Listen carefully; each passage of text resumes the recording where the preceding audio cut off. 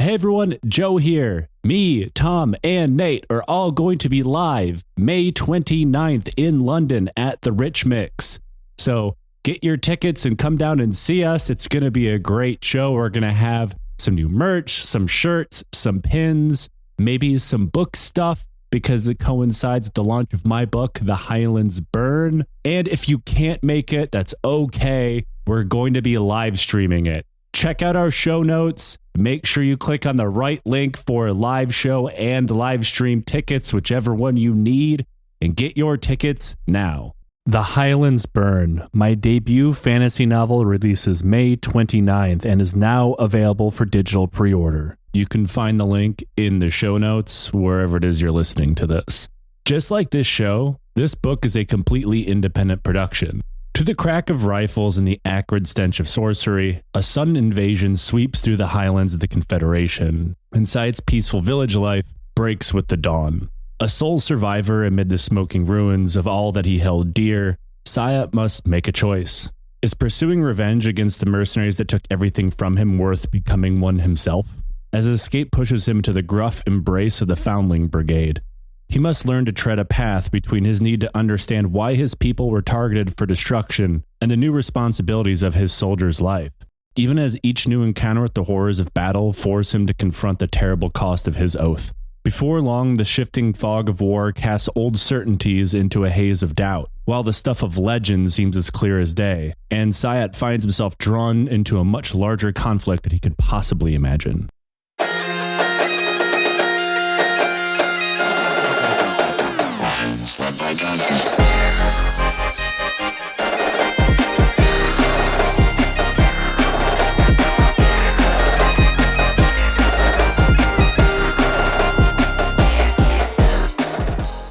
Hello and welcome to the Lines Up by Donkeys podcast, the only military history podcast in the entire history of the world. I'm Joe. With me is Nate. We have yet to release Tom from captivity. Nate, how are you doing? Well, I'm doing great. You know, I found an ethical way to heat my home. It's called Tom is doing burpees in the basement, and it's heating the house up. I live in an apartment building, so it's heating everyone's apartment. He's on the military history podcast with two dudes who used to be in the army, so now we just have to haze him like he's a private. Yeah, exactly. I found inert 155 artillery rounds. I'm like, you don't need dumbbells. You have these things. Just making him do weird. I mean, quite frankly, it's very fitting for the host of Blood Work to be working out with what looks like a gigantic bullet. Yeah, the whole time we're just pointing a gun at him. Exactly. Tell him to listen to his own show. Yeah. I have no fun Tom quips, but I am hearkening back to you telling me about your upstairs neighbor, which you have dubbed Stomposaurus.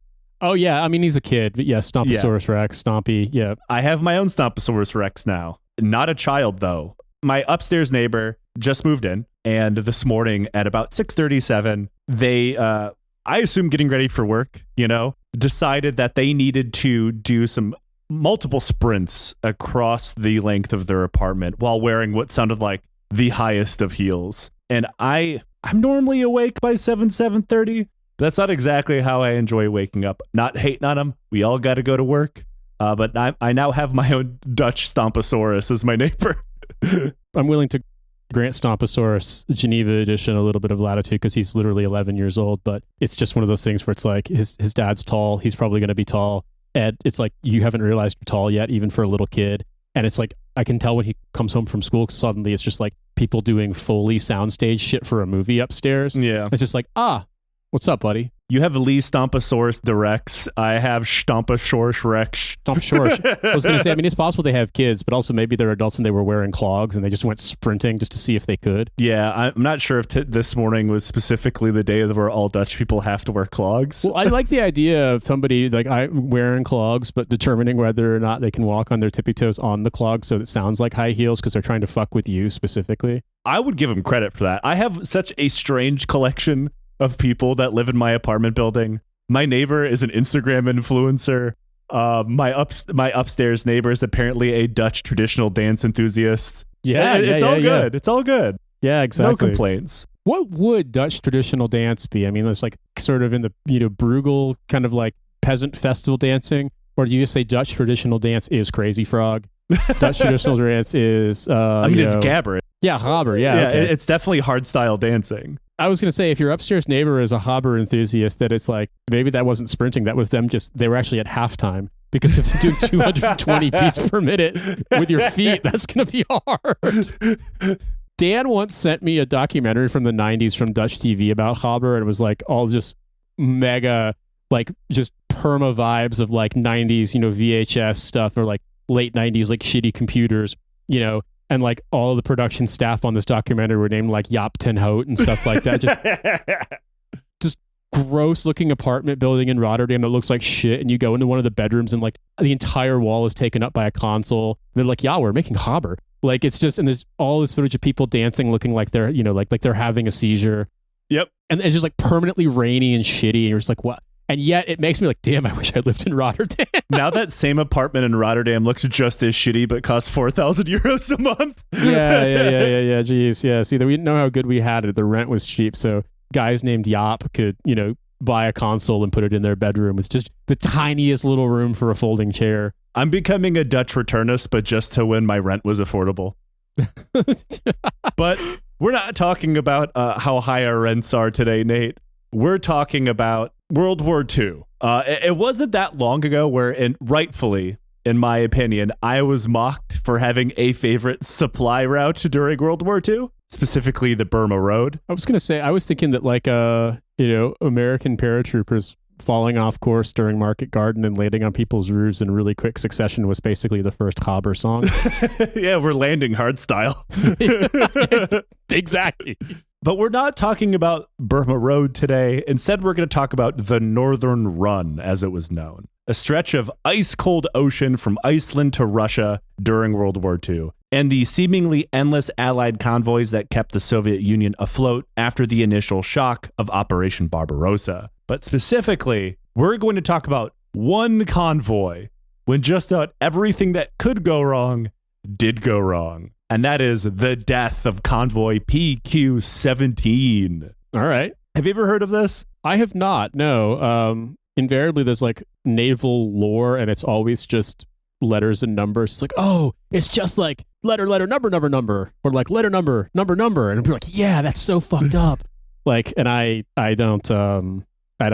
not apprised to the letters and the numbers and the combinations thereof that make this, integral to the history of naval combat in World War II, if you want to call it that. I will say the letters and the numbers, completely unimportant. When it comes to the convoys, supply convoys, the first two letters were just the initial of the guy who organized them, and the number is the number of the convoy. But first, we have to talk about the Lend-Lease Agreement of context. In case anybody out there was wondering, when are you guys going to talk about Liberty ships? That's pretty much all we're talking about today. Yeah, it's Lend-Lease for context. We give you the context. We don't expect you to pay it back. It's more of a formality. You can pay for it if you like. We have a Patreon. Since I know the majority of people skip through the introduction of our podcast. Yeah, we have a Patreon, and if you want to listen to it, then in a sense, you are providing a context for us to tell stories about military history. So when you are paying us back in context for the context Lend-Lease. Yeah, we are the Soviet Union and you are keeping us afloat.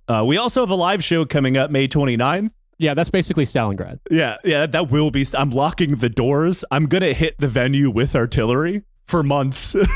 I'll come dressed in his little sailor suit like the German Marines who are like, why am I here? Why am I doing this? I'm just here just as the good humor man for the drip. Now, to understand the scale of everything we're going to talk about today, we have to go all the way back to Depression-era America. So men, pull your pants up way too high and everyone get very, very hungry. Sounds about right.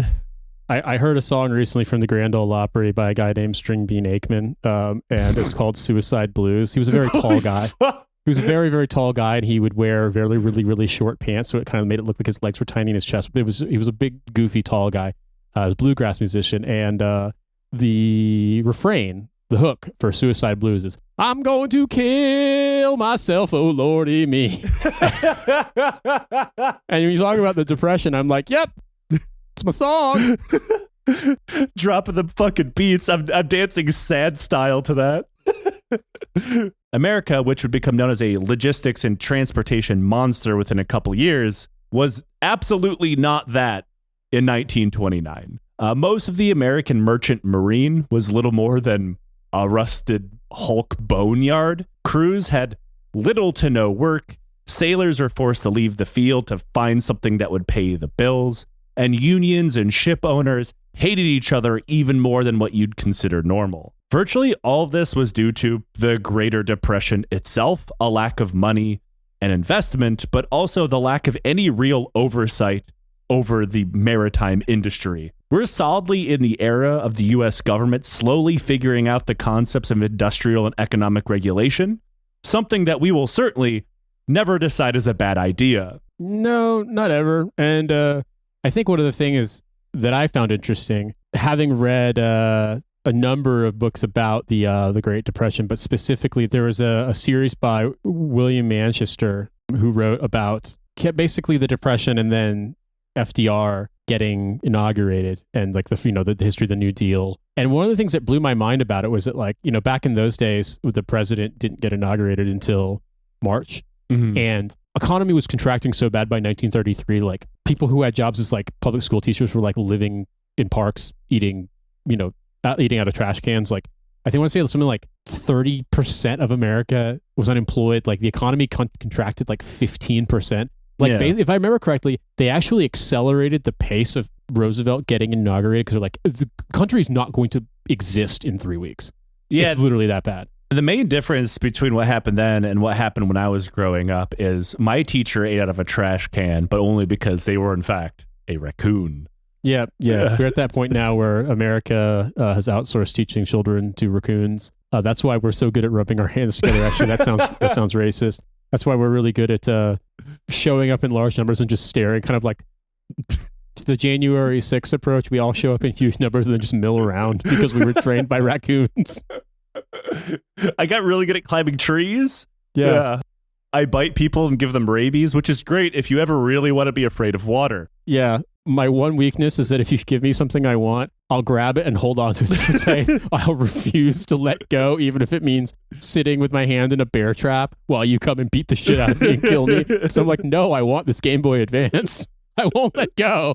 Nate, the raccoon, playing his Game Boy Advance up on top of a trailer. Yeah, exactly. Infestation under my basement, in my crawl space, raccoons playing Game Boy Advance. I hear those bleeps and bloops all night and day. All they're going to do, when I was a kid, man, raccoons, you go on a picnic or something or go camping, and if you leave anything out, like they just show up, and Europeans think they're adorable. I mean, they are. They are adorable. But they're little bastards. Yeah. And I love when they grab something and they walk on on their hind legs. Yeah, they could steal anything like that, and I'll think it's the most adorable thing. And if I had a child, they could steal my newborn child. I'd be like, "Aw, well, taking my baby down to the river and washing it for some reason." Hey, the raccoons are probably a better dad than I will be. Jesus Christ! Do you know what the word for raccoon is in French? No, I do not. Raton laveur, washing rat. Fuck yes, I love he's that. A rat who washes things. Nice. That's just Ratatouille being manual labor. It's Raccoony for fucking everything everywhere all at once. What's kind of fun here is just the history of the Merchant Marine, because they started off during the Revolutionary War as legal pirates, privateers, right? Civilians would slap some guns on their ship, go and petition for what was known as a letter of marque from the Continental Congress, and then just go hunting. They would eventually grow to outnumber the American Revolutionary Navy, which probably doesn't come as that big of a surprise to anybody. And a huge reason as to why FDR began to get concerned over the state of the Merchant Marine is because they're the main arm of naval logistics, both in war and civilian freight transportation. It had fallen into such a disrepair that it was becoming a matter of national security. In any time of war or even normal national emergencies, the Merchant Marines would be needed to transport things, and without them, any future plan or response was doomed. By 1936, with the shadows of war creeping out from Europe, FDR pushed for the Merchant Marine Act, which created the U.S. Maritime Commission, with the main goal of creating and maintaining a merchant marine system that not only could function, but would function whenever and wherever it was needed. Small problem though, Nate. The Merchant Marine by this point had been almost entirely gutted by largely just neglect. FDR knew they would need hundreds of cargo ships, and with the current staffing of just over 50,000 people, would need a lot more sailors. And 50,000 people might sound like a lot, but this is sailing in the 30s. Nothing is really automated. Everything is a mix of manual and technical labor. And it's also not the era where you could just have some guys on a ship. They were skilled welders, pipe fitters, mechanics, skills that take years to learn. Well, if you want them to do their jobs well, anyway. And the same could be said for shipyards, the places that these cargo ships would come from. The Great Depression had taken an axe to most of this infrastructure, and FDR and his allies were trying to get it running once again, ordering 50 cargo ships in a year, and then 100, then eventually 200. Because like we've talked about on other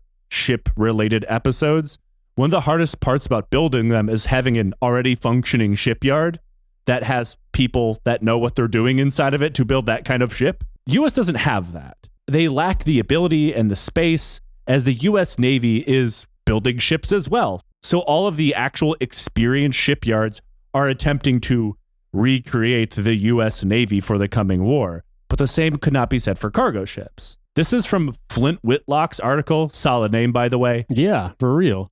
The Murmansk Run. US shipyards, as a whole, throughout the entire country, had built only 2 ocean-going cargo ships between the years 1922 and 1937. 15 years. Yeah. It's not a long time, or it's not a lot of ships in a very long time, too. That's the kind of level of shipbuilding you'd expect from like a US naval yard today.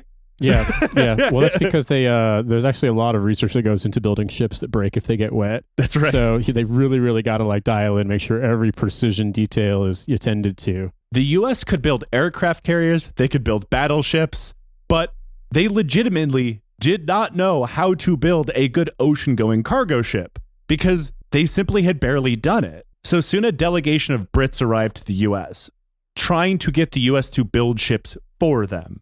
Remember, while this is happening, the UK is already at war. German U-boats are already mauling the British military and civilian fleet, and they're losing ships much faster than they can replace them. The Brits brought a design with them as well. It was just called simply the Ocean-class freighter. This is a dumpy piece of shit that was virtually unchanged for 50 years. It was large, it was slow, but it could carry literally tons of supplies, and most importantly, incredibly easy to build. However, rather than have US shipyards build it, which they just couldn't due to the demands of the US Navy, the Maritime Commissioner, Emery Land, which is a wonderful name for the guy in charge of maritime. Emery Land sounds like the character of an early F. Scott Fitzgerald novel, quite frankly. A guy named Emery Land leading the Maritime Commission is like the chief of the Air Force being called Stephen Ship. Yeah. Yeah. James T. Jeep, Major General, commanding U.S. Air Force. I'm just thinking Emery Land is like, he got a little too wild, having his formation in like, mid-Atlantic upper class society of New York before doing his year abroad and wound up in England and just becoming the grandfather of Nick Land. This guy is F. Scott Fitzgerald writes about this sort of coming of age novel. He doesn't realize like your piece of shit grandson decides to like take too much acid. Or like, what if I invented the dark philosophy? Oh God, where we're mean to women.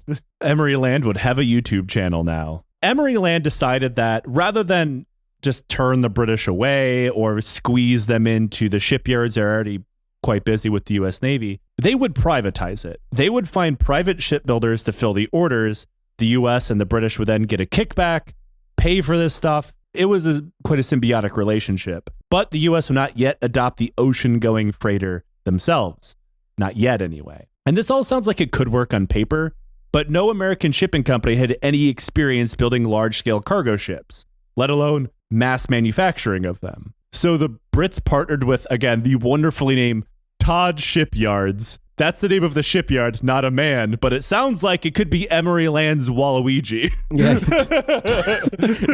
Todd Shipyards in charge of all procurement for U.S. Air Force aircraft. Now, despite the name of that company, the Todd Shipyards company did not actually build ships. They built piers, dams, and locks, and they, in fact, did not own a single shipyard. But they take the deal, they partner with other companies, and since this is the 30s, they're quickly popping up shipyards to handle this new load. Because this is the era of safety's kind of a vibe, we have unending government funding, let's just build a shipyard in a week. God, this shit rules so much. Like, the only time I've ever seen the government move fast on doing anything in my lifetime was like when they're like, we've been inaugurated with a new presidency. It's time to do ultra racism, like immediately, 24/7. And they find like college Republican chuds and 4chan guys to like staff government agencies to be. It's like, imagine that, but instead of like dropping in chuds to be like, I'm going to do anti-DEI, it's like, no, can you build me 1,000 shipyards? And it's like, everyone is like, yeah, man. And then talking to each other like, what the fuck is a shipyard? It's full on like Sim City with infinity money. Just dropping shipyards. It's like, wait, isn't there school is a shipyard? It's actually like you go to school in a shipyard, you go to daycare in a shipyard, like, we're going to build future arcologies and it's just shipyards inside of them. They also a lot of water so the boats can go. Like, we have so many Liberty ships.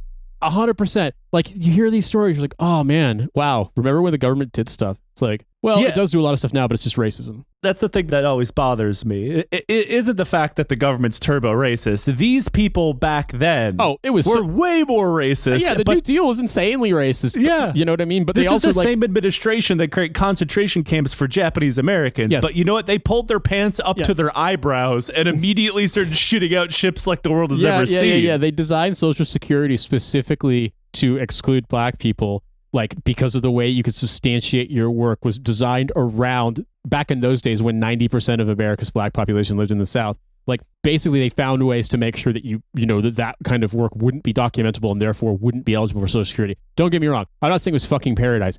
No, it was dog shit. It was horrible. But there is something to be said about the fact that it's like, yeah, you've got like a cheat code in Civilization 6 and you can just like fucking, it's like, oh, you create, as you spawned a great person, they can just make the Three Gorges Dam appear overnight. Like, that's kind of what it sounds like when you talk about this era. By 1941, the U.S. government dumped hundreds of millions of dollars into a shipbuilding program, still targeting their huge shipping weaknesses. Commissioner Land, seeing the growing losses of the British, realized that if the U.S. did get dragged into the war, they would require a lot more ships than anyone had previously thought. Commissioner Land versus Land Commissioner. Like, there's a lot of name alert. Oh, there's going to be more later on, Hell too. Yeah. So he officially adopted the British design, designated the EC2 for Emergency Cargo 2, with the only real change being the American design switching from a coal engine to a gas one. And that's how we got the iconic Liberty ship. The government quickly hoovered up civilian shipyards, as well as built new ones to crank out these new Liberty ships, keeping the experienced, already existing shipyards building warships and leaving the new ones to slap Liberty ships together. And as far as ships went, Liberty ships fucking sucked. This was both due to design, which made them slow and hard to control, and really nothing inside left for crew comfort. And due to the fact that these new shipyards staffed by men who really didn't know what they were doing were putting these things together, the very basics of seaworthiness and safety quickly went out the window for the sake of speed. Yeah, I did like the SimCity cheat code, but I would not want to go to sea in a ship made out of Legos by a guy who maybe heard of a ship once. So yeah, he saw it on paper. It's fine. Yeah, works every time. Yeah, like, it's like the concept of tracing someone, like someone's art in art class, but you have to build a ship by just looking at one in the distance. I'm just imagining it's just like, yeah, EC2 stands for Extremely Cramped 2. We already knew what Extremely Cramped was like because we sleep in boxcars and sing hobo songs, but they've invented Extremely Cramped 2, and it's called a boat. We've invented the hobo bindle of ships. That kind of implies that the ship has a crane on the back holding a gigantic bag that's full of other ships. Actually, Nate, this is where I get to tell you, hold that thought. Hell yeah. Though still over time, a process was developed to get around all of these weaknesses in the system. Better shipyards would build prefabricated pieces, pre-assemble them, and then ship them to other shipyards, which would then in turn weld them together to create the final ship. And anybody who is familiar with ships even a little bit is probably asking, wait, they welded this ship together? That sounds like a bad idea, and it is. Normally ships are riveted together because it's much stronger, but welding was chosen because it was faster and didn't require as much skill. But the thing about it is that most of these people also are like, wait, you can melt metal together? What the fuck? I didn't know that. I thought everything was made out of shiplap. That everything was made out of old barrels, because that's what I wear. I'm wearing my old barrel to the old barrel factory to build the ship that it's also a large barrel. What is a ship but a huge barrel that wears you? See, this is where Exhibit's great-grandfather came in. Yeah. Say, I could be like yo, wearing dog, a barrel, I so I heard put you a like barrel in your barrel. So you can be old-timey while you old-timey. Most of the time, almost 70% of a Liberty ship came to a shipyard prefabricated. This not only made ships safer, but also made so a shipyard could construct a single ship from beginning to end in about a month. But that wasn't a rule. Some shipyards went much faster, with the fastest Liberty ship being built from beginning to end in 4 days. And let me tell you, I would not want to fucking be on that ship. Yeah, I have a feeling that I would be very uncomfortable if I got to be on, Fisher Price, my first welder station, the boat, and had to take it out to sea, because I feel like America is famously in industrial capacity and military strategy and procurement pretty good at learning from mistakes and correcting. I'd say a lot of America's story when it comes to stuff like military, arms, equipment, etc., is one of learning from mistakes and correcting. But there has to be the initial mistake period. Yeah. Where it's like, what is it, Operation Torch or whatever, where it's like, hey, all of our tanks and tank destroyers are like comically tall. They're basically like moving guard towers, and the Germans just keep blowing them the fuck up. Everyone keeps dying. Stuff like that. And you to be like, oh yeah, we are in rolling death traps, aren't we? And it's sort of like you get on this boat, you're like, sweet, we're finally fucking, doing the logistics fight, taking it to the enemy. And they're like, what? This boat's really leaky and it looks like it was made in a hurry. And why is every single one of my crewmates named Sullivan? Yeah, you never want your personal military experience to end up in a file called Lessons Learned. Yeah, exactly. Yeah. The Center for Watery Grave Lessons Learned. Yeah, or as I like to call it from my military experience, the Center for Tactical Whoopsie Doodles. Yeah, but they'll be like, actually, never mind the fact that thing was a piece of shit and was destined to fail. One of those sailors had a old-timey 1940s iPod headphones in when he drowned. So he had a gramophone playing when he drowned. So actually it's distracted midshipman. Yeah, that's right. I don't know if actually midshipmen's like cadets. I don't know anything about boats. I don't know anything about the Navy. Midshipman is people in the Naval Academy. Yeah, it's like cadets, isn't it? Yeah, darn. Yeah, I didn't want to say seaman because I'm 14. But I guess it's sailors. Sailors being distracted by gramophones. That's why they drowned, and not we built a ship in 4 days and we have no idea what a ship is.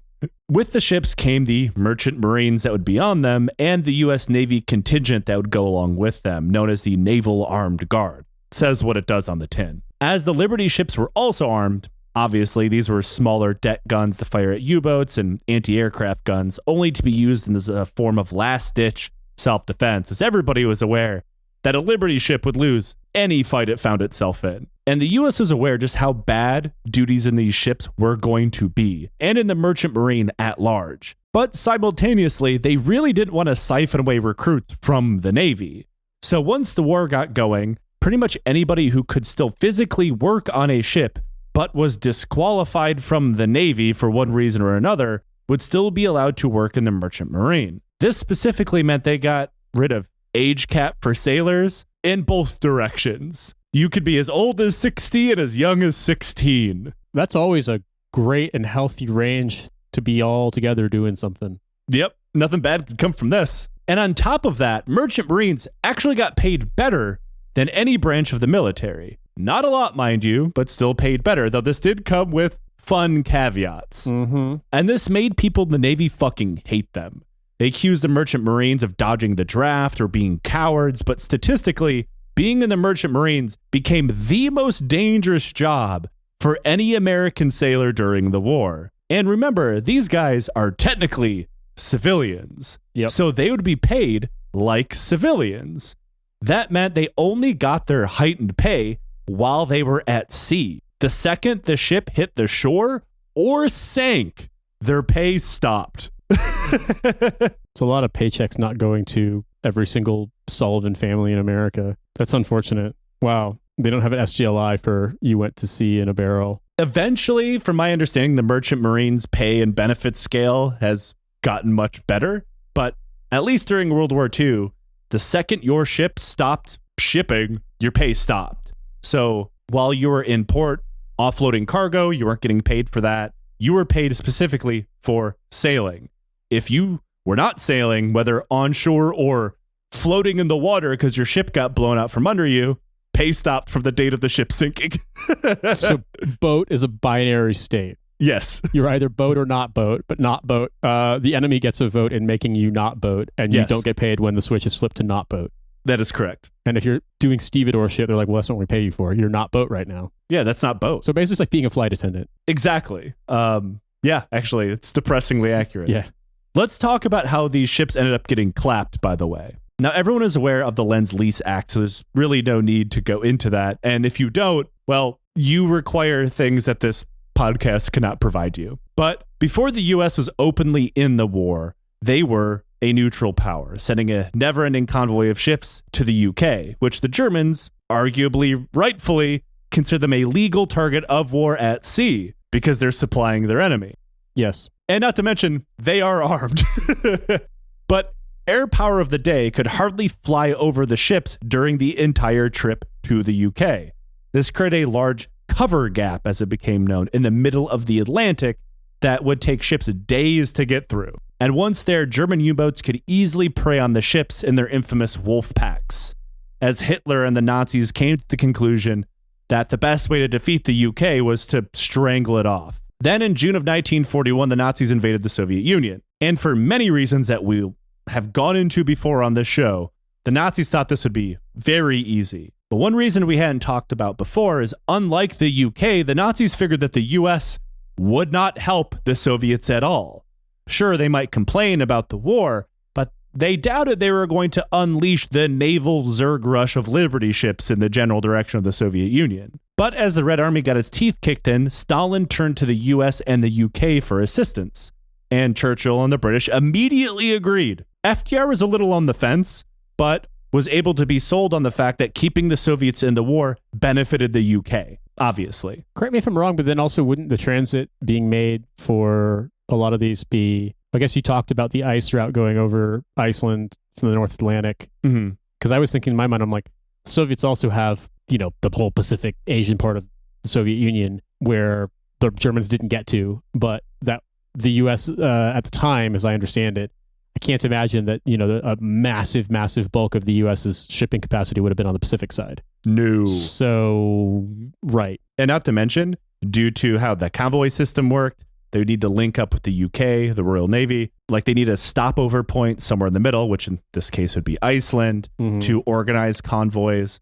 So going the Atlantic route ended up being the best way. There also is this country comprised of a number of islands, but 3 main islands known as Japan, that is kind of nearby if you go that way to get to Far East Russia. Yeah, and they're about to be very unhappy with the United States. Yeah. Famously so. Soon, thousands of tons of supplies would be loaded up onto Liberty ships, ferried over to Iceland. Iceland would act as a waypoint, a naval truck stop, if you will. You had huge stockpiles of shit in Iceland that could be then moved around onto other ships. Convoys themselves could be organized and then make the final run across some of the most dangerous waters in the world to one of 2 Soviet Arctic ports, Archangel or Murmansk. It'd be pretty dangerous to stack stuff that high in Iceland. I mean, the wind's really strong. It's just blowing shit over, knocking. I mean, I've seen videos. A friend of mine was stationed there for a long time. He's like, we did indoor PT most of the time, not due to the cold, but because the wind is like 100 miles an hour. Yeah. It's not great. There's a reason why not that many people live there. Yeah, like, let's land some fucking planes there. I mean, I will say that if you're confident you're not going to die, it must be sick as hell to land a plane with that kind of wind. I've been to Iceland. I love it. It's certainly not for everybody. I've never been. Ari's dad is from there, and he spent some time there when he was a kid, and he's like, I don't want to use the wrong Scandinavian slur for other Scandinavians, but his take is that it's basically, everyone thinks that it's like, you know, magical elves, and it's really just like, it's just rednecks on ATVs, Nordic edition. What is interesting here is despite Stalin needing help, he gave literally nothing to help in this operation. Yeah, go Queen, give us nothing. Even as British and American losses climbed with every single convoy, Stalin decided the Soviets couldn't give air cover or armed escorts, and they wouldn't even let the British establish a command center in the ports that they were operating out of to better organize the convoy's defenses. So, like, the argument could be made, of course, the Soviets didn't have a lot to give at that point, but they actively worked against them as well by not allowing the British to put up a command center at the ports they were operating out of. They're basically going like, the Portuguese floating trading missions in Nagasaki level of like, you are not allowed to fucking touch the mainland. You're not allowed to touch ground here. If you do, you might give us your weird allied powers cooties. I don't know. The second you stop boating, not only do you not get paid, we will shoot you. I will say that, like, you understand that Stalin famously very, very paranoid, but also, like, it's not as if the United States and the United Kingdom hadn't tried to fuck with the Soviet Union a lot. And so I imagine, too, that, like, even in this state of emergency they were in, there's an extent to which he's like, yeah, but let them set up a base. They're going to do pervert shit. And also they're going to, probably... Well, I feel like Stalin was pretty comfortable with pervert shit when you realize who he employed. Yeah, there's that. It's different when Beria does it. He's Georgian. I don't want British pervert shit around here. And what's interesting here is Stalin knew that he didn't have to give anything either. Everybody in play here is aware that they're only working together because they need each other. They all fucking hate each other, famously so. Stalin knows that they need to keep him afloat to keep the UK afloat. So he knew he could do the Slay Queen, give them nothing. Yeah. And he would still get an endless supply of Liberty ships showing up in Murmansk. It didn't matter. The first Northern Run convoys made it by the end of August 1942, and operations soon ramped up afterwards, with the promise from the UK and the US that the Soviets would get a supply run just about every week. They never quite made their tonnage goals, but they did supply an absolute fuck ton of war supplies to the Soviet Union. By December, the Nazis began deploying U-boats and other naval resources to counter them, namely the battleship Tirpitz, the sister ship of the Bismarck. Tirpitz was joined by the Scharnhorst, the Gneisenau, heavy cruisers like the Prinz Eugen, which is the least intimidating ship name I've ever heard in my life, and the Admiral Scheer, all of which would be based out of Norway. I'm sorry, you cannot be intimidating and your name be Eugene. It's impossible. Hi, what up? I'm Prince Eugene. It's a name people gave me. I'm not a prince. My name isn't actually Eugene. They just said, what's the least intimidating name we can give a guy? They were making fun of me because I fell asleep at the bar one time, so now I just have to be called Prince Eugene for the rest of my life. And I know people who've listened to the show have said, like, what about Eugene Bullard, the coolest man who's ever existed? And I say that Eugene Bullard had to be even cooler than he normally would have been to offset the fact his name is Eugene. Though after a few setbacks, namely losing the Bismarck, and then the Tirpitz getting lost in a snowstorm, and nearly being blown up by British carrier-based torpedo bombers, as well as a critical shortage of fuel oil, Hitler ordered that none of his heavy ships of the surface fleet go chasing after a convoy without knowing exactly where the British aircraft carriers were. So, generally, the U-boats would act as scouts, find the convoys, alert the surface ships, and then they would attack together if they could. But over time, famously, this would almost entirely be left to the U-boats and shore-based Nazi planes. Because, in case anybody was wondering, they never had a functional aircraft carrier. But depending on the convoy, U-boats were eating good. The convoys were never of a uniform size, but could be as many as 10 cargo ships, could be 20 or 30, protected by as few as 3 warships, though this could be more or less on either side. It would be pretty easy for a wolf pack, normally 3 U-boats, to go around picking ships off. And that wasn't even accounting for just how dangerous the Arctic was on its own if the Nazis didn't show up at all. For example, it wasn't uncommon for an entire convoy to get stalled, turned around, or delayed because of ships running into icebergs. Yep, a little bit of environmental storytelling up there. It's just... The whole environment has PvP selected on. They have God mode. It's called Infinite Ice. You have boat made by a guy who is doing his best to learn what a boat is, but... They got hit with the eternal Shiva summon. Yeah, exactly. And, unfortunately, it's like consuming your seed stock during a famine. They ate the last Esper in 1931. So America couldn't have Ifrit to, do icebreaker shit for them. That was effectively what the Manhattan Project was rediscovering Ifrit. Really, yeah, exactly. You summon Ifrit, yeah. Oppenheimer was a summoner. Oppenheimer with a belt full of rare materia is an interesting concept there. Someone called Cillian Murphy. That is because as Nazi air cover got more and more effective and U-boat groups were, again, picking them off, including one nicknamed the Ice Devils, claimed more than the warships did, the convoys were forced to travel further and further north to get around these things, risking running into more and more ice and being more damaged with every trip. And life and service on these ships was awful. You can look up pictures of what the Northern Run looked like. Decks of these ships would be completely iced over. Sailors in more clothing than you ever thought a sailor could possibly wear risked their lives every time they simply went outside. The ships themselves were just not built to handle the Arctic. They cracked, they broke, they failed at almost every turn. And when you look at how some of these ships looked in the middle of the runs, it looked like a super villain ice cavern from an RPG more than a boat. You can't even see the boat anymore. EC2 can also stand for extremely cold 2. Everybody knows the sequel is much worse. There's actually like an indicator that it's an exponent. It's extremely cold squared. After doing this for several convoys, the British lost more and more cruisers in the escorts, which could not be easily or quickly replaced. So the order was given that convoys would go without cruisers embedded within them. Instead, they'd be held back in case the Nazi surface ships made an appearance. Now, when it came to the U-boats, you're on your own. I'm thinking like, I presume just about everything that could be made out of metal is probably made out of metal on these boats. Yeah. Which would imply that every time that you sit down to use the toilet, you effectively get the tongue stuck to the light pole scene from Christmas Story. Probably. I bet you it really, really sucked to go to the bathroom on these boats. I feel like a lot of people were hovering. They did the old stand on the seat and squat thing. You know, this is how men first figured out how to pee standing up. Before this, we all sat down. Many people don't know this. Yeah, exactly. You have to thank the extremely cold squared for this. You know, now we're able to do an ambulatory piss. We only learn through hardship, but you know, necessity is the mother of all invention. And when you're really cold, you have to pee like I do, and that is running up and down the hallway. I'm confused how this would work, but you know what? I believe in you, Joe. The whole world is my toilet. Before somebody gets mad at me, yes, the inside of the Liberty ships were heated, but the second you went outside, horrible Arctic winds. I didn't assume they weren't heated, but I feel like the heating system might not be able to tolerate or compete with Snow Miser from fucking The Year Without Santa Claus, and the fact that like the weather is just as extreme as it can possibly get. It was hit and miss. I mean, these are Liberty ships. They have their problems. Some heat would be better than others. Though the convoys themselves would be defended by destroyers, minesweepers, armed trawlers, but also easily one of my favorite inventions that ever happened at sea in World War II, the CAM, or the Catapult Aircraft Merchantman. This is the ship with the bindle. Oh, see, there I was being like, I wish Tom was here because we could start doing a riff about a Smiths song and say some boats are warmer than others.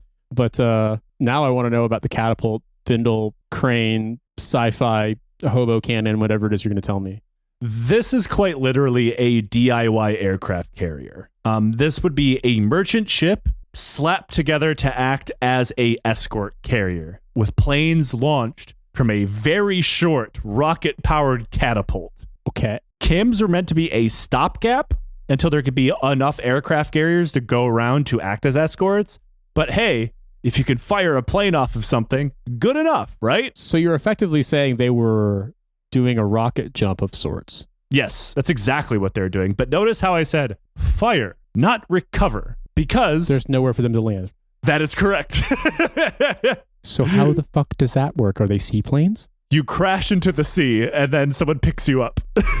I feel as though there may be some efficiencies we could address here, some potential process bottlenecks when one considers the amount of time required to build a plane that flies and also learn to fly a plane. I mean, I guess you don't have to land, so in a way it's handshake between this and like the least successful graduates of the South Florida School of Aviation.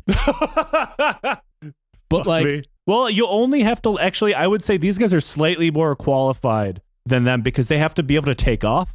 They simply don't have to land, which means they're more akin to being like a Japanese fighter pilot in 1945. I am really taken aback by the one single-use only plane. You just crumple it up and throw it away. What would happen is they would only be launched during times of need, like actual U-boat attack. They would fly around, drop whatever they had until they ran out of fuel, and the pilot would bail out as close as they could to a ship that could pick them up. In the Arctic Ocean. Yeah, it's less than ideal, Nate. I'll tell you a quick story, and I'll abbreviate it. I went rafting in Alaska once, like whitewater rafting, wearing a wetsuit and warm clothes underneath it. It was August, but it doesn't matter in Alaska. The water is for like 32.5, 33 degrees. It's all, you know, glacier melt. And at the end, when we got to the recovery point, they were like, if you want, you guys can like float if you want to just jump off the boat. And then, so I did. I was like, sick, I'm floating. And then like about a minute in, I'm like, fuck, there's a hole in my wetsuit. Shit, there's a fucking hole in my God, like my feet are getting, I can't really feel my feet. I'm kind of concerned that my feet might be going hypothermic here. What the fuck is happening? 'Cause I'm wearing shoes on top of my wetsuit. And then I'm like, shit, fuck. So we're kind of going like survival mode. Like, all right, just like make sure like you're not exhausting yourself. Like get there as quickly as possible. Don't panic. Just get there. I get off. There's no hole in my fucking wetsuit. It's just cold. It was just cold. Just got cold feet. Yeah, just got cold feet. And that's just a couple of minutes. Yep. It's less than ideal. Yeah. They try not to use them unless they absolutely had to. They put them in like a big rubber suit like The Thing or something. I mean, Jesus Christ. Like how do they keep these guys from not... Because I mean, you got hypothermic, you'll drown. Like you can't swim. It'll cause your muscles to lock up and like, yeah. Yep. I guess they had big water wings. Later on, as the cams were developed, seaplanes were used, but that brought up other issues of like winching the plane back onto the ship. Sure. The cam was just one of my favorite dumb weapons I've ever heard. So basically, it's like anything to prevent binary state of not boat, even if it means single use only plane. That's correct. A boat, not boat is the most powerful dynamic the world has ever seen. To this day, everything is either boat or not boat. Yeah. It's like single use plane. And I don't know if you're aware of this, but you pilot, your legs are now single use too. Because by the time you get off this motherfucker, they're probably going to be amputated. Now, the first convoy staff like this got bombed and torpedoed over the course of several days, losing 9 ships, which sounds bad, and I'm sure it is if you happen to be on the convoy. But ships were still making it through. The supplies were still getting to the Soviets, which was the point of all of this. You might kill some of us, but you can't kill all of us. Do you think they cross-loaded supplies? Because you wouldn't want like, oh, we got one boat full of, I don't know, baby formula, but no bullets. You know what I mean? Or one boat full of bullets, but no guns. Or one boat full of tires, but no cars. Actually, fun fact, it was more of a first come, first serve of who is loading what at the port. There was no real safe or unsafe loading. It was just cram as much shit on there as you can. So you could have ammunition with clothes. You could have tanks with food. It was just everything all at once all the time. Cool. Yeah. This is like, all right, 1 out of 8 ships in the convoy made it. Unfortunately, the U.S. has decided the Soviet Union needs a tactical resupply of knickknacks. Yeah, that's correct. We've brought you, unfortunately, the only cargo ship full of 10 million Precious Moments figurines. So it's cutesy, super deformed Joseph Stalin figurine. We've brought you a Lavrenti Barrier bobblehead from Burger King. Yeah. So we got you a little guns. You pull the trigger, a flag comes out that says bang. Now, the Nazis knew this as much as the Allies did. They knew the only way to turn off the logistics system was to kill so many of them, maybe an entire convoy, that the Allies would decide it's just not worth it anymore. So the Nazis decided the only way to do this would be send in their surface fleet, regardless of the crippling fuel shortage. And in case you're wondering, U-boats use diesel. Their surface ships use fuel oil. The Nazis had plenty of diesel, at least for now, but not a lot of fuel oil. So it would require the entire logistical system of the Navy to transfer all of their available fuel oil to the northern naval bases to prepare for what would become known as Operation Knight's Move. Knight's Move as a knight, like a piece in a chessboard. Yeah. Not Operation Night Moves like Bob Seger. I like it your way better. Me too. I'm also laughing at this because they're like, oh, we have to inflict such great losses on the U.S. and on the Allies that they'll give up. But it's like, I'm sorry, but for all of your worship of a cult of heroic death under fascism, you do not crave death as much as the average American. I'm sorry. Every single one of those guys, whether or not they're sinking or whether or not they are boat or not boat status, whether or not they are alive, not alive status, the only song they're singing is, I'm going to kill myself, oh Lordy me. Yeah, as long as you give your average American in the 30s and 40s a decent paycheck, they're like, yeah, we'll totally sail this boat directly into the nightmare maw. Yeah, I'll totally die. Fuck it. Yeah, hell yeah. This plan was developed by Nazi Grand Admiral and Commander-in-Chief of the Navy, Erich Raeder. He delivered this plan to Hitler, who immediately turned the idea down and fucking hated it. Hitler was terrified of losing his heavy ships, while also simultaneously hating them for being a huge waste of resources, even though their very existence was his fault in the first place. He had built pretty much all of these as a little prestige project. He believed that Nazis needed a powerful modern navy and then put more and more restrictions on their use. Like we already talked about the aircraft carrier one, but he over time also told Raeder not to use them even against British battleships for fear of losing one of his own. To Raeder, this meant that the Navy, the Kriegsmarine, was effectively useless, something that Hitler agreed on. He actually would later tell a future naval commander, quote, "On land, I am a hero. On sea, I am a coward," which is not something you'd expect Hitler to say. No, I mean, but relatable, I guess. I don't like being on the water. I mean, it's beautiful, but I don't trust the ocean. Sorry. Nah, man, I'm Armenian. I'm not meant to be on a boat. I swam competitively, but the first time I went swimming in the open ocean on the east coast of the island of Hawaii, also known as like the first rock of land for thousands of miles, and felt the current, I was like, fuck this. Oh my God, fuck this shit. No, never. Not for me. I'm not a fan. I like the ocean. I like being on the ocean. It terrifies me, as it should. Yeah. As it should, honestly. Yeah, exactly. Yeah. Don't ever tempt King Neptune. He loves to show up and just do some freelance hating. You really don't want to mess with that. And also the Arctic. The Arctic, having been in Alaska, the Arctic's really cold and it's scary. So you do ocean plus Arctic. You never want to be at the end of the decision-making process of if you're boat or not boat. No, and also you never want to be at like the perfect overlap of all of like the potential causes of not boat Venn diagram. You'll rapidly become not boat. Hitler eventually relented and gave Raeder his operation, with one major caveat that the battleships could only be deployed with air support. Again, the Nazis do not have an aircraft carrier, so that meant that they would have to operate close to the Norwegian coasts, where they could deploy their own air cover from their shores. That brings us to the unfortunate star of our show, Convoy PQ-17. Given such name, like I said in the beginning, P and Q were the initials of the man who organized the convoy, and 17 being the number of that specific convoy. The convoy fell under the command of Commodore Jack Doughty and consisted of 34 cargo ships. This is a mixture of Liberty ships and pretty much any other freighter that they still had that was seaworthy. Then came the protection that the convoy was going to get, which came in three forms. There's the close escort group under the command of Jack Broom. This is a combination of minesweepers, armed trawlers, destroyers, corvettes, 2 submarines, and 1 cam with its single plane. Behind them, there's Distant Cover Group under Admiral Lewis Hamilton. These were heavy cruisers, which include the first American warships to take part in the convoy missions, with one of the sailors on board of one of those American ships, the USS Mayrant, being FDR's son. It feels like a lot of things being put together to make this vaguely ominous, even at the outset. You know? You're not wrong, and that's something that the Merchant Marines themselves would pick up on, because even behind all of that, very far away was another body of ships known as the Home Fleet, under command of Admiral John Tovey. His mission was much bigger than just the Atlantic convoys. His fleet included aircraft carriers and battleships, all the things you'd expect to see in a naval fleet.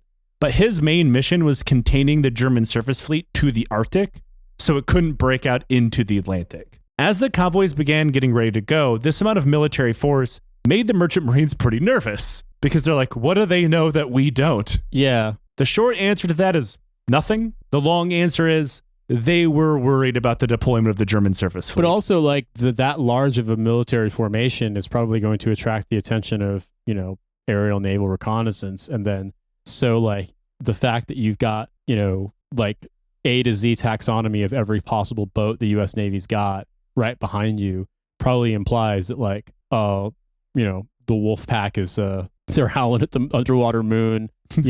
They're sniffing the underwater scent, so on and so forth. Yeah, there was a feeling that such a large convoy, 34 cargo ships just on their own without any of the escorts, was certainly going to be hit by something. The British were really starting to get panicky about the Tirpitz setting sail, and if the Tirpitz fell onto one of these convoys, they'd all fucking die. Just imagining a wolf howl, but like underwater, so it kind of sounds like gargling.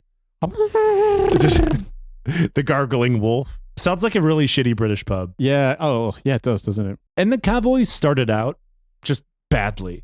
Thanks to heavy fog and ice drifts around Iceland, 4 cargo ships were so badly damaged they had to turn around. Also because of the fog, the convoy's attempts to deceive the Germans by sending out a decoy in a different direction was completely meaningless because the Germans couldn't even see the decoy. But the weather is an equal opportunity hater in this scenario. As the convoys traveled towards Russia, Luftwaffe scouts flying overhead couldn't see them. So for the first 2 days, it was as smooth sailing as you could have in the Arctic. But then on July 1st, the convoy was set up by U-boats, which in turn sent word back to the Navy station in Narvik. And soon the Nazi Navy was spinning up to put their operation into effect. The weather was still not great, but it was clearing up. And U-boats were now shadowing the convoy, broadcasting a location beacon to the Luftwaffe, leading them directly to the convoy.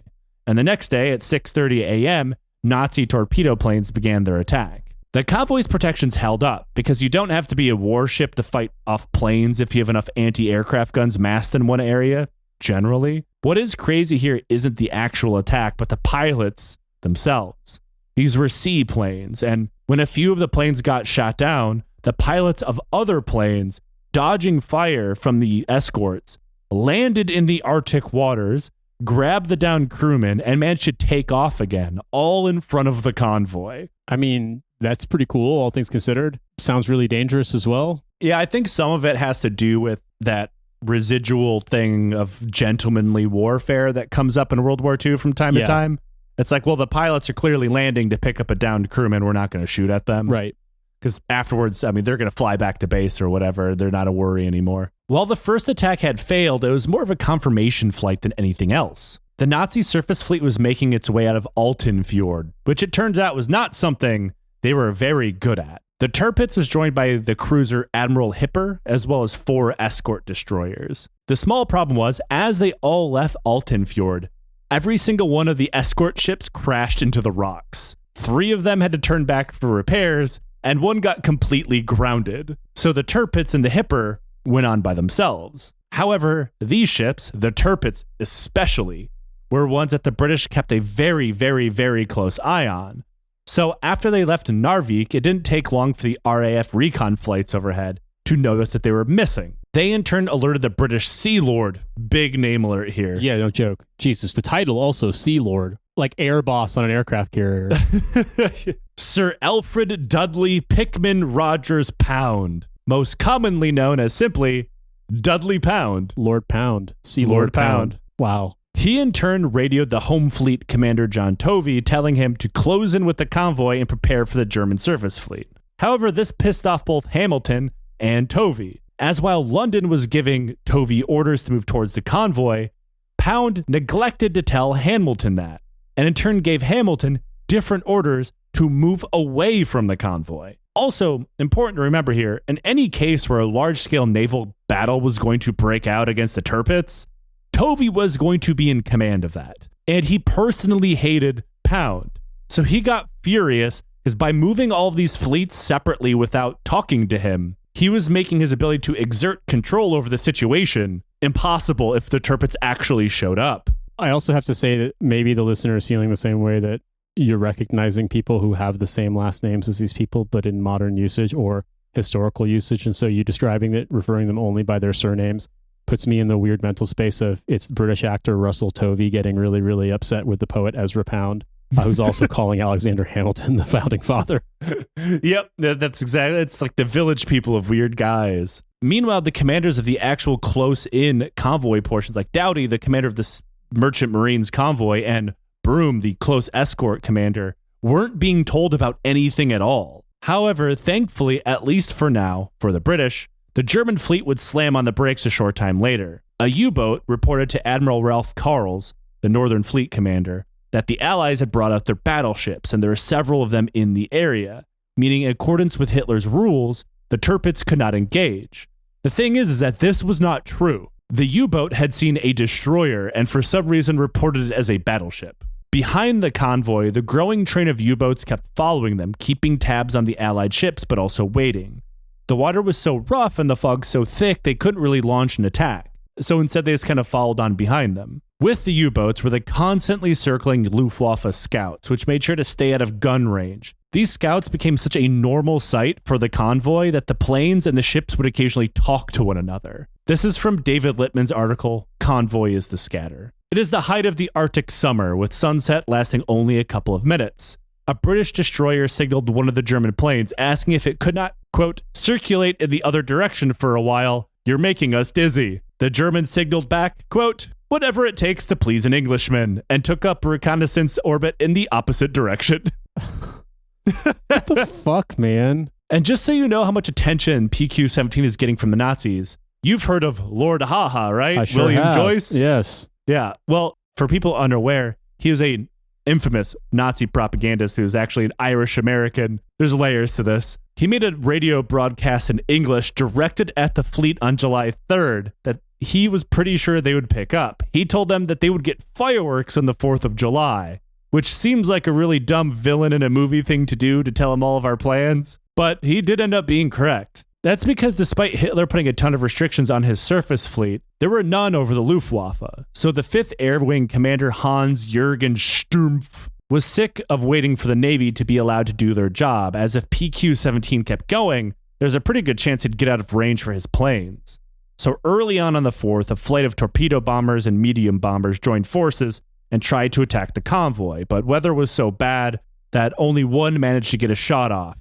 That shot, however, managed to absolutely body the Liberty ship Christopher Newport, hitting it dead center and sinking it. The next attack was broken up thanks to bad weather and a squadron getting lost.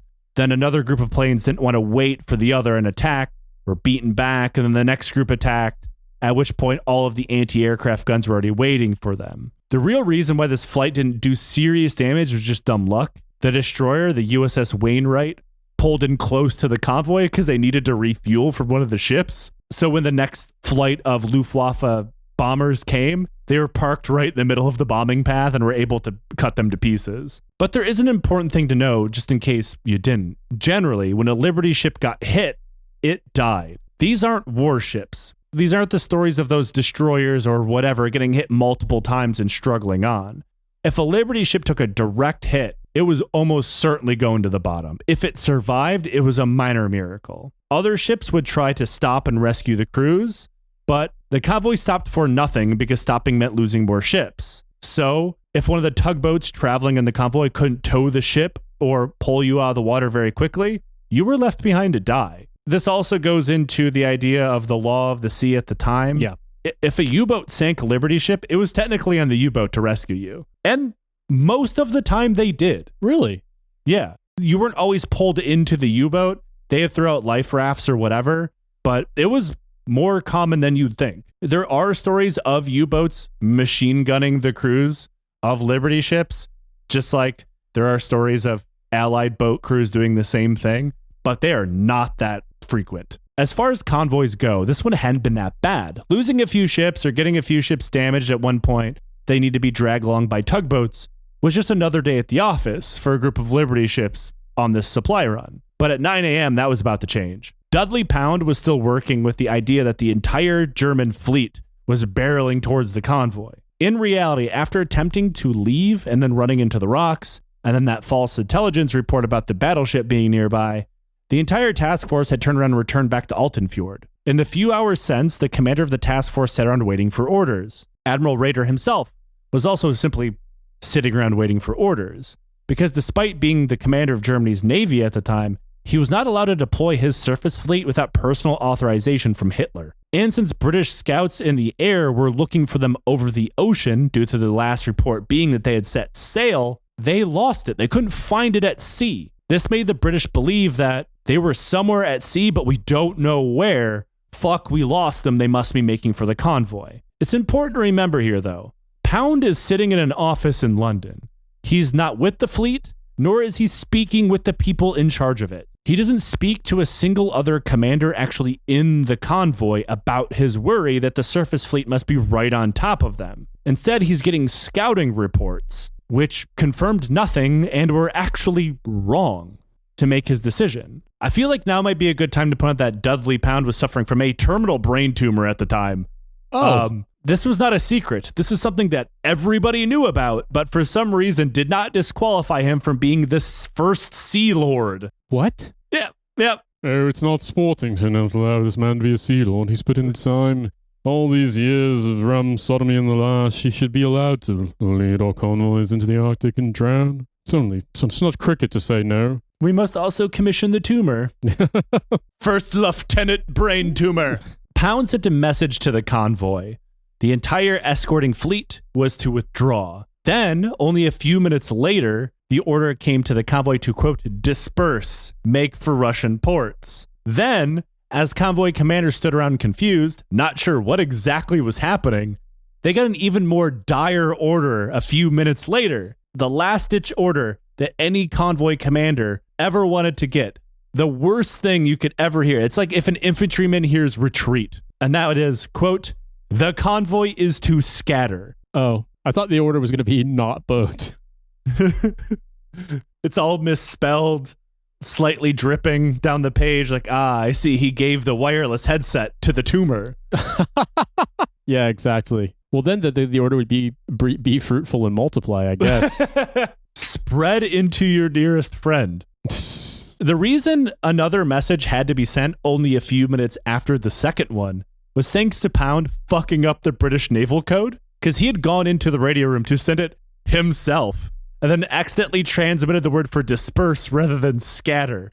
So he had to quickly run back and do it again. This meant now only about halfway to their destination, already spread over a very large area, and without their trained and armed warships watching their back, their cargo ships would be, quite literally, left on their own. The only protection they had was from their very close escorts, like the armed trawlers, the 2 submarines, the minesweepers, the corvettes, and the CAM, because they were so close to them already that any direction that they run, they're going to be together. The convoy and escort commanders were confused, but also terrified.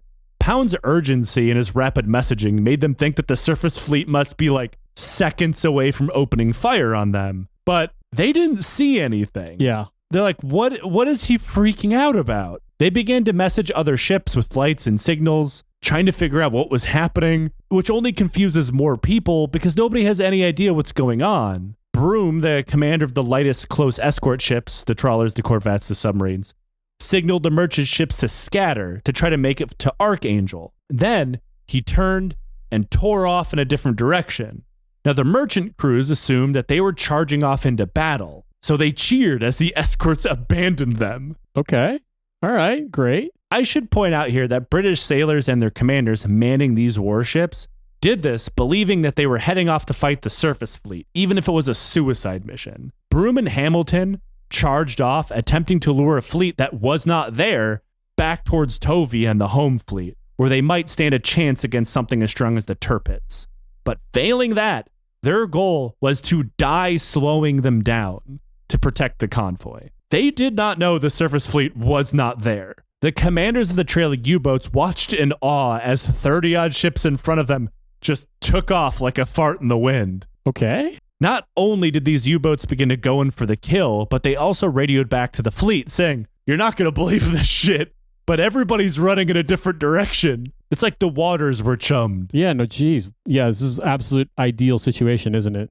Yeah, target-rich environment. Also, the target is very slow and huge. In response to what was happening, the Luftwaffe's 5th Air Wing canceled all other missions and sent every single available plane to attack the scattering convoy, eventually deploying over 200 bombers, paired with the Ice Devils U-boat squadron that was already chasing them. The U-boats attacked freely, with the only defense the ships having being smaller deck guns. Within hours of the scatter order being given, 6 cargo ships were already sent down, including one named the Empire Byron. That one is for you, Nate. All right. Byron has died once again. The Empire Byron. Whoops. Another, watery grave. Center for watery grave lessons learned. Maybe the ship was also very annoying.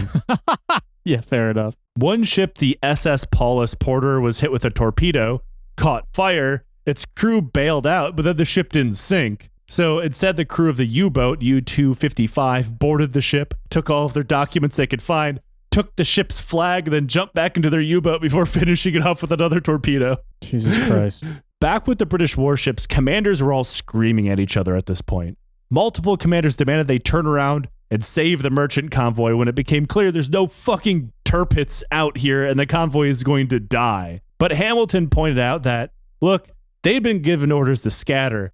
As dumb as it was, there is no convoy anymore. Everybody's going in different directions. They're going to be dispersed over such a large area, it's going to be impossible to go wrangle them all back together now. This is only reinforced when they shot down a German pilot and was dragged aboard one of Hamilton's boats. At that point, they questioned him, and the pilot's like, "Tirpitz, what the fuck are you guys talking about? No, of course it didn't leave. That boat never goes anywhere." Right. some of the merchant ships stuck together, massing their limited deck guns, and they managed to catch up with some of the escort ships that were trying to get away. When one of the merchant ships tried to stick near the HMS Pazorka for protection, the Pazorka's captain told them to fuck off because they're going to draw too much attention from the Luftwaffe and you're going to make me slow down to protect you. So it like pedal to the metal, abandoned the fucking Liberty ships behind them, knowing that the merchant ship would not be able to keep up with them. That's like the one case of outright abandonment that I can find. Yeah, geez. In every other case, when one of the Liberty ships found an escort, the escort would slow down and protect them. Sure, yeah. Like, yeah, we'll go together. This is the one time that the escort is like, go fuck yourself, buddy. Fuck, I hate doing my job. No. I hate this ship in particular. Hey, seeing how there was one ship in this convoy called the Azerbaijan, I can understand where the escort ship is coming from. Naming ships is always just so ridiculous, man. How in the fuck? Whatever, you know? This went on for hours. The Luftwaffe circled overhead, bombing and torpedoing ships mostly caught out on their own, while U-boats circled in what amounted to be a naval feeding frenzy. The merchant sailors on board knew their situation was completely hopeless, and the crew of one of them, the Samuel Chase, saw a U-boat pop out of the water and didn't even try to fight. They immediately abandoned the ship. The U-boat then, confused, did not fire on them. So the sailors, kind of shrugging, climbed out of their lifeboats, back onto their ship and sailed away. All right. We're going to hit you a defense I call ghost riding the Liberty ship. The crew of the Alcoa Ranger, acting without orders from its captain, took down their own American flag and ran up the international flag of surrender when planes appeared overhead, trying to save their life. And this did work. The planes left them alone. Another ship, the Earlston, squared the fuck up and started fighting a U-boat with its deck gun, and won, only for another U-boat to destroy it. Only once the ships were downed and their crews in the water were other rescue ships from the fleets that had abandoned them given clearance to try and pick them back up. That's when they found the commander of the merchant fleet, John Dowding, still alive in a life raft, because his ship had been shot out from under him. Over the course of the attack, throughout the 4th of July, 13 ships would be sent to the bottom. By the 5th, the Tirpitz was once again ordered to be ready to move within the hour, but then turned around again because they saw a Soviet submarine. We're like, oh no, we've been spotted. Turn around. And went back to port. I feel like being crew of the Tirpitz sounds kind of sick. I'm sure I will regret those words learning more about its story at some point. But in this particular mission, it's like, no, we're not going to do anything. I will say the Tirpitz does not have a great ending to its storyline. Not in this story specifically, just in history in general. But I can't think of a more frustrated crew of sailors in the entire world at this point. Like, you're on the Tirpitz, the sister ship of the Bismarck. You are on that ship hoping to go and fight a war, but really all you're doing is practicing parallel parking constantly in Norway. Yeah, you're constantly getting spun up and being like, all right, get out, do this, hustle, move, double time. And then it's like, nah, go back to not sleeping. Yeah, go back to not boat. By the 5th, the ships still at sea had grouped together at different points, because in this general area, there's a lot of really small islands and whatnot. Some ships were hiding behind them, signaling for other ships to come hide with them. Yep. Over the time, they make small groups. They're all trying to get to Archangel or Murmansk. One of these groups was soon set upon by 6 U-boats and waves of bombers and taken out. On July 7th, the captain of the Winston-Salem, a cigarette I assume that's only made out of cigarettes, said, fuck this shit, and crashed his ship into a nearby island so his men could run ashore to hide at a lighthouse. I'm sorry, but that rules. Yeah. That dude rocks. Legend says they're still there to this day. They sleep in one big bed. The lighthouse now is vaguely shoe-shaped. Yeah, that dude rocks. There's another absolute awesome dude that rocks, J.A. Gladwell. He ended up becoming the ad hoc commander of 5 ships, and he came up with the brilliant idea of pulling up behind an iceberg and then sending men over the side of the ship to rapidly paint the ship white as fast as possible. No. Yes. Oh my fucking God. This like Metal Gear Solid 3 instant camouflage change. Like you're walking in front of a red brick wall, so you put on red brick camo immediately. And this worked. This 100% worked. That is so cool. J.A. Gladwell and his group of ships get to the Matochkin Strait. From there, he can radio Archangel. And he effectively says, look, we've made it this far. If you don't send us help, we're just going to abandon our ships. Dowding was now an Archangel. He sends a few escorts to help them, and when they arrive, now these are British escorts. The same escorts that had just abandoned them. And now at this point, everybody is very aware that they've been abandoned. The escorts then signal the merchant ships asking if they need help. And these crews are all American. And remember, this happened on the 4th of July as well. Yeah. So they're very upset at the Brits. And J.A. Gladwell signals back, go to hell. And then he goes to Archangel on his own. Wow. Slowly, more and more escorts were sent in as the Nazi attack died off, with most of the ships still afloat being crammed with survivors from the ones that had gone down. Like the Cam is still afloat, and its deck is just full of dudes who had been pulled out of the water. Nobody had any idea how many ships were still floating out there, or if there were any at this point. It wouldn't be until July 24th that all of the surviving ships were accounted for. 20 days, Jesus. Yeah. By the end, out of the merchant convoy of 34 ships, 23 were sunk. It's not good. It's pretty bad. That's pretty close to, I think that is 2/3. Yeah, Like it's bang on real 2/3, bad. Yeah. 153 sailors were killed, but hundreds of thousands of tons of supplies were lost, including thousands of trucks, several hundred tanks, enough small arms and ammo for somewhere between 50 and 100,000 men, thousands of tons of food and ammunition. The Nazis had, at sea, caused the single highest battle loss of American tanks in the entire war. Wow. Virtually every side of the Allies just pointed the finger at one another. This is your fault. This is your fault. The Soviets were confused as to why such a scatter order was ever given. The US was pissed at the UK for everything that had happened, but the US and UK were both pissed off at the Soviets for literally sending no help at all. And then the Soviets were like, oh, well, water under the bridge. When's the next convoy coming? At which point everybody got pissed at them again. Yeah. Yeah, I think I would too. This turned into a personal and political beef between Dudley Pound and everyone at every other level of the nation's navies at play. At one point, when he and his Soviet counterpart had a meeting, they had to be physically separated, which is a fight I would fucking pay any amount of money to see. His translator's like, so are you saying something about taking you to Pound Town? But the British would have to blame someone for this. And if you're thinking it's going to be Dudley Pound, the brain tumor-addled idiot who retreated at the simple idea of a ship existing, you would, of course, be wrong. They put the blame on Hamilton. Hamilton, who, of course, doesn't deserve any of this. I'm not defending him in any stretch of the imagination. He is an officer, after all. But he was just following the orders given to him by Pound, his absolute superior. Yeah. But I should point out Hamilton himself was not really punished in any meaningful way either. Nobody would be punished for this. In closing, we do have a few things. Despite the German surface navy being pretty much unused thanks to Hitler, their Tirpitz did do its job. It managed to defeat an entire convoy by just kinda being around.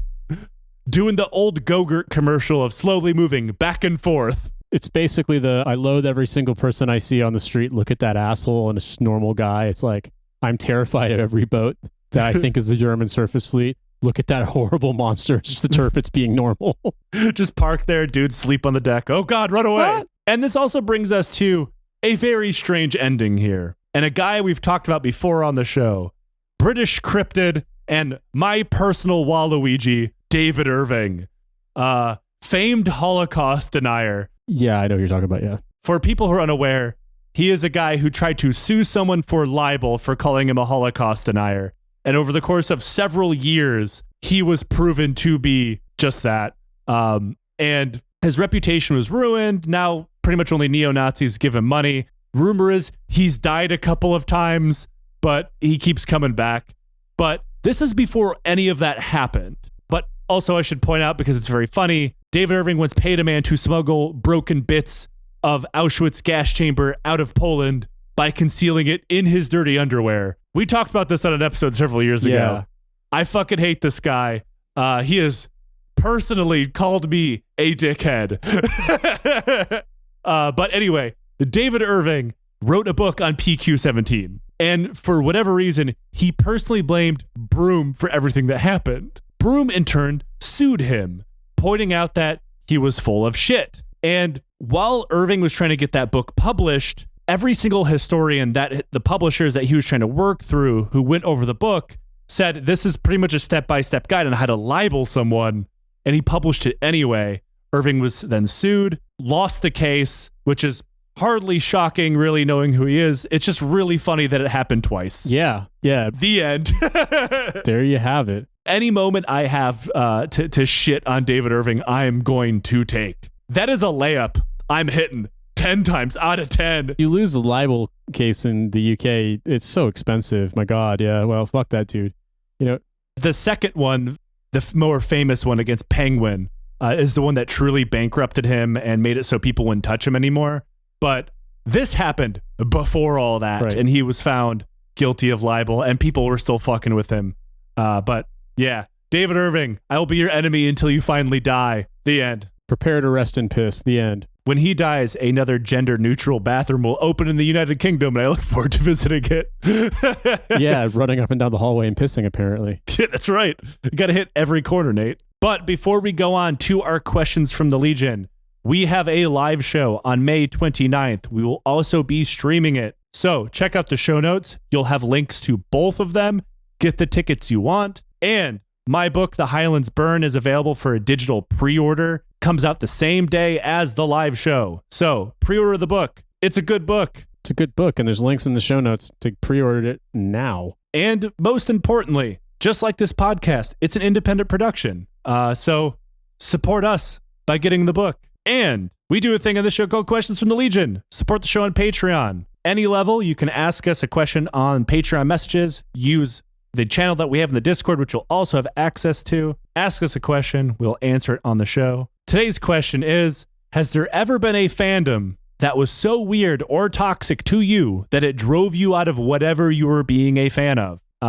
Look, I feel like I should have an answer here. I am involved in a lot of things that famously can have weird fans. The answer is no. It's really easy to be a fan of something just on your own. You don't have to engage with weirdos. If there is something you like, it could be a band or a TV show, it could be Warhammer, whatever. And the online people, because this is always like the toxic fandom is almost always people online, right? You have the extra level of anonymity of not the threat of violence for being a fucking psycho, but you can just ignore them. You don't have to engage with them. And from my personal experience of hobbies in person, everybody's been delightful, from Trench Crusade to Warhammer 40K, both in the United States, in the UK, and in the Netherlands. I understand that everybody's experience will vary, but like, you can still just enjoy things on your own. You don't have to engage with weirdos about it. I will admit it's kind of weird to even to talk about this because of the reputation behind it now, but obviously when the first season of Rick and Morty came out, I thought it was very funny and like very clever. I know there's some weird bad behavior on the creator's part, and then also like some of the dynamics. For sure. But the second season I found to be less funny, so I was kind of already on the way out with it. But the fandom became so intensely, unbearably annoying online, and then making online real, that I feel a little bit weird even admitting that I was a fan. But yeah, in 2014, I remember watching it with a friend and be like, this is genuinely very funny. And if you've read sci-fi and fantasy, there's so much sort of like, you don't need to know it to get the plot of the cartoon, but like it makes it funnier. I was impressed by how funny it was. I think Rick and Morty's like the golden example of that happening. I'd also say too that something I find interesting is I would probably engage with more fandom stuff, I kind of deep lore things, because there's so much material about it in terms of like historical record, with Depeche Mode, because I'm a huge fan of the band. But Depeche Mode's fan base, when you think about when they became popular, is squarely in like the youngest of boomers and Gen Xers. And the level of weird fan behavior that I see involving anything about them, and obsessive fan behavior to the point where like I think it's made the surviving members of the band or former members of the band very wary of engaging with the fandom outside of like official channels. It's ubiquitous. Like they're quite intense, and it does, for lack of a better word, kind of shipper behavior. Like there's constant sort of like, I hate Alan Wilder, I love Alan Wilder, or they should do this or they should do that. And like, it's very, very, very strange. And I just like their music a lot. I mean, I'm a little too young to have really like, I mean, I didn't experience it the same way as people who were like, you know, were in high school in America in the late 80s, for example. But like their album Violators, considered their best. I think it's a pretty fair assessment. That came out when I was 5. My brother and I actually bought it on CD when we were allowed. We got given some money and we could buy a CD when I was 6. So I've been listening to that record on and off, but regularly since I was 6 years old. I love their music, but their fandom, wow. I think it's like, maybe it's because I'm, obviously I create this podcast and I'm an author, but I feel like a fan of something if I'm already a fan of something, I should point out, like if I'm being introduced to a piece of media by someone who is just intensely off-putting, I'm probably not likely to check it out. That's true. But like, if I'm already a fan of something and I meet someone who is in whatever way toxic or off-putting or weird, which has happened in every single thing that I'm a fan of, whether it be music or movies or tabletop, whatever. Like, that's the person that creates that, or the thing that I'm a fan of. They can't control what that person does. No, of course not. That's a podcast. But Nate, I believe we've casted a pod. We have. You host and work on many other podcasts. Plug those other podcasts. Yeah, so I am, of course, the co-host of Trash Future and producer of Trash Future, as well as Kill James Bond and What a Hell of a Way to Dad. I am involved in executive capacity with No Gods, No Mayors. Those are all good shows. You should listen to them. I'm in a band called Second Homes. We have an album called Find a Way to Hate It. It's going to come out soon. It's been mastered. We're just finishing the last bits of kind of assets and artwork and such before it goes out on Bandcamp. So that should be out in a couple of weeks, hopefully. And knock on wood, sometime towards the end of this year, we should be performing some shows in the UK as well. Hell yeah. In London and probably also in Glasgow, but we'll see. This is still the only show that I host. If you like it, support us on Patreon. Pre-order my book. The link is in the show notes. Check out our live show and live stream on May 29th. Get your tickets. It's going to be an awesome show. The venue is awesome. We're going to have new merch. It's going to be a new episode. I look forward to it. So I hope to see you guys there. And until next time, never trust a Sea Lord. Never trust Lord Pound. Promote the Sea Lord's tumor.